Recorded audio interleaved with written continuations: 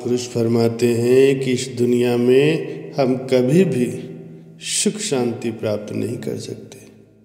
ये जो थोड़े बहुत सुख नज़र आ रहे हैं वो समय पा कर के दुखों में बदल जाएंगे। संत महापुरुष हमें अपने अनुभव से समझाते हैं कि जब तक हमारी आत्मा परमात्मा से मिलाप नहीं कर लेती हम कभी भी सुख और शांति की प्राप्ति नहीं कर सकते। दुनिया के सब जीव अपनी अपनी जगह दुखों और मुसीबतों के मारे हुए हैं।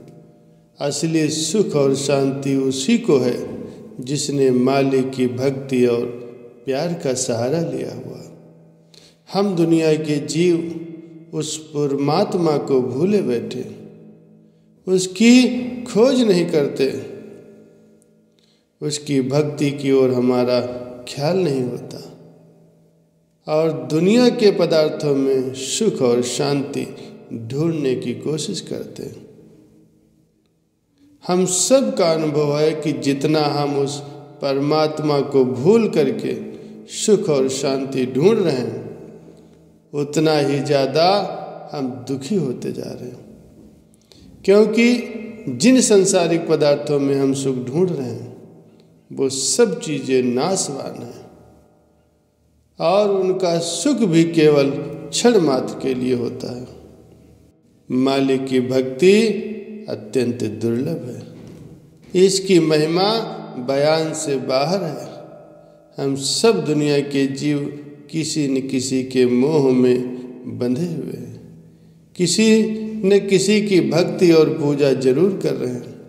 कोई अपने बेटे बेटियों से प्यार करता है, कोई अपने धर्मों मजहबों से प्यार करता है, कोई अपनी जात बिरादरी से प्यार करता है, कोई धन दौलत की पूजा करता है।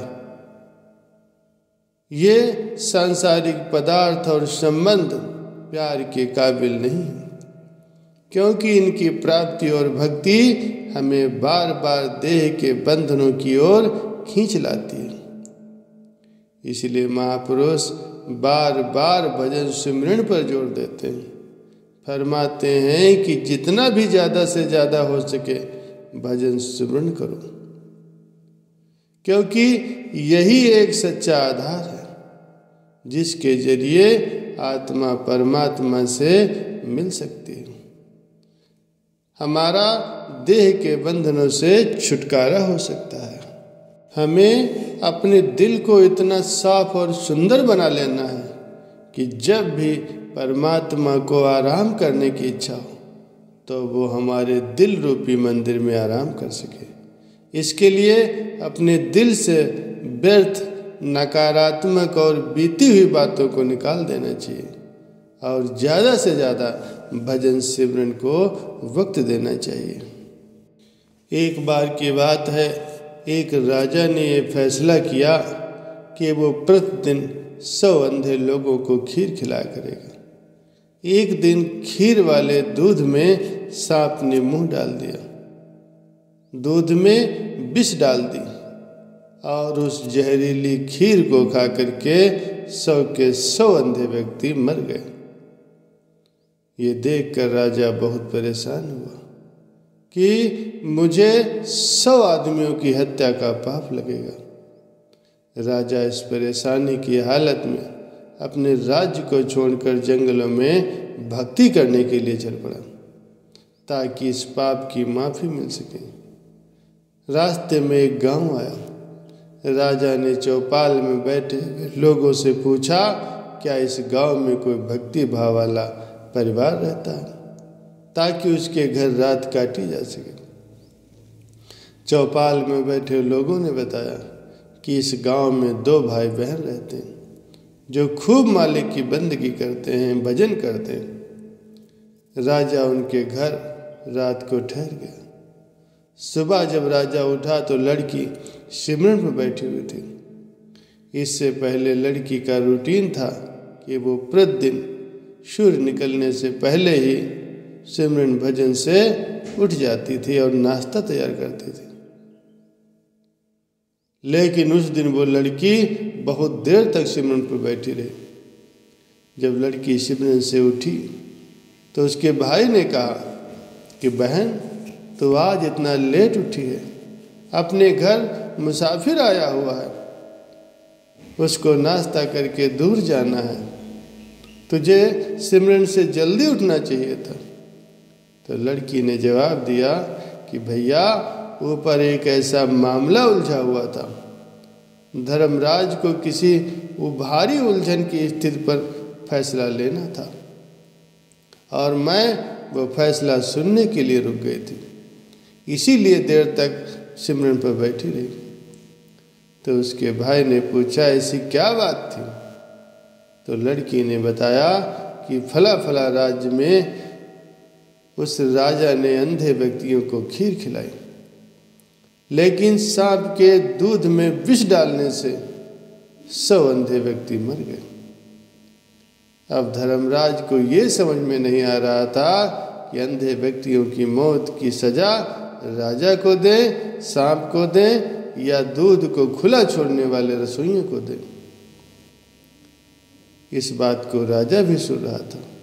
राजा को अपने से संबंधित बात को सुन करके दिलचस्पी हो गई। उसने लड़की से पूछा, फिर क्या फैसला हुआ? लड़की ने बताया कि अभी कोई फैसला नहीं हो पाया था। तो राजा ने पूछा कि क्या मैं आपके घर एक रात के लिए और रुक सकता हूँ? दोनों भाई बहनों ने खुशी खुशी हाँ कर दी।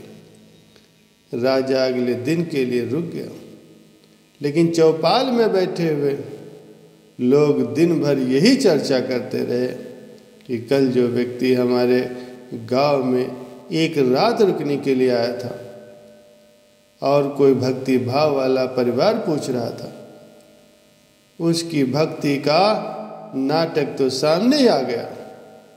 रात काटने के बाद वो इसलिए नहीं गया क्योंकि जवान लड़की को देखकर उस व्यक्ति की नीयत खोटी हो गई, इसीलिए वो सुंदर और जवान लड़की के घर पक्के तौर पर ठहर गया, या फिर लड़की को लेकर भागने का विचार होगा। दिन भर चौपाल में उस राजा की निंदा होती रही। अगली सुबह लड़की फिर सिमरन पर बैठी और रूटीन के अनुसार सिमरन से उठ गई। तो राजा ने पूछा, बेटी, अंधे व्यक्तियों की हत्या का पाप किसको मिला? तो लड़की ने बताया कि वो पाप तो हमारे ही गांव के चौपाल में बैठने वाले लोग आपस में बांट ले गए। प्यारे सज्जनों, किसी की निंदा करना, बुराई करना कितना घाटे का सौदा है। निंदक हमेशा ही दूसरों के पाप अपने सिर पर ढोता रहता है और दूसरों के द्वारा किए गए उन पाप कर्मों के फल को भोगता रहता है। अतः हमें सदैव ही निंदा से बचना चाहिए। परम संत श्री कबीर साहब जी ने भी फरमाया है कि जन कबीर को निंदा सार, निंदक डूबा हम उतरे पार।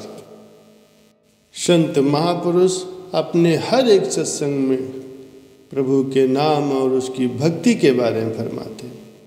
संत बतलाते हैं कि जिस भी व्यक्ति को नामदान की दात मिल जाती है, वो व्यक्ति संसार का सबसे धनी व्यक्ति बन जाता है, परंतु उसकी महिमा को जानना बहुत जरूरी है। उसको ये जानना जरूरी है कि वो अनमोल नाम का हमारे जीवन में क्या महत्व है, उसको पाने से हम क्या कर सकते हैं। हमारे घर यानी शरीर के अंदर परमात्मा ने नाम रूपी अपार दौलत रख छोड़ी है, लेकिन हमारा मन बहिर्मुखी होकर के कर्मों में उलझा हुआ है, दूसरों की निंदा बुराई करता है, चुगली करता है, और हम अपने शरीर के अंदर उस परमपिता परमात्मा की खोज नहीं करते, उस दौलत को प्राप्त करने की कोशिश नहीं करते। कहीं कहीं आबादियों के नीचे पुराने कुएं दबे होते हैं, हम उन जमीनों पर चलते फिरते हैं, लेकिन हमें मालूम नहीं होता कि इस जगह मिट्टी के नीचे कुआं दबा हुआ है। कुछ लोग विद्या और हुनर के द्वारा हमें वो जगह बता देते हैं जहाँ मिट्टी की खुदाई करने से बना बनाया कुआं मिल जाता है। लोग कुआं बनाकर उसे मिट्टी से नहीं दबा देते, उनको सिर्फ ये ज्ञान और इल्म होता है जिसका फायदा उठाकर हम उस कुएं का उपयोग कर सकते हैं। इसी तरह परमात्मा भी हमारे अंदर है, लेकिन हम नहीं जानते। उनको इल्म और ज्ञान होता है कि वो हमारे अंदर वो परमात्मा है और उनसे मिलने का रास्ता भी हमारे अंदर है। संत हमें उस अंदर वाले रास्ते पर लगा देते हैं। इसीलिए संत महापुरुषों की तलाश करनी पड़ती है, उनकी संगत, उनकी सोहबत में रहना पड़ता है। हमारा मन हमेशा संगत का भूखा रहता है। हमें संत महापुरुषों की संगत करने से ही ये पता चलता है कि नाम रूपी दात की कीमत क्या है, उसकी महिमा क्या है और उसको पाने से व्यक्ति कितना धनी हो जाता है। उस नाम की महिमा जान करके, उस नाम की कमाई करके ही हम इस मनुष्य जन्म का लाभ उठा सकते हैं।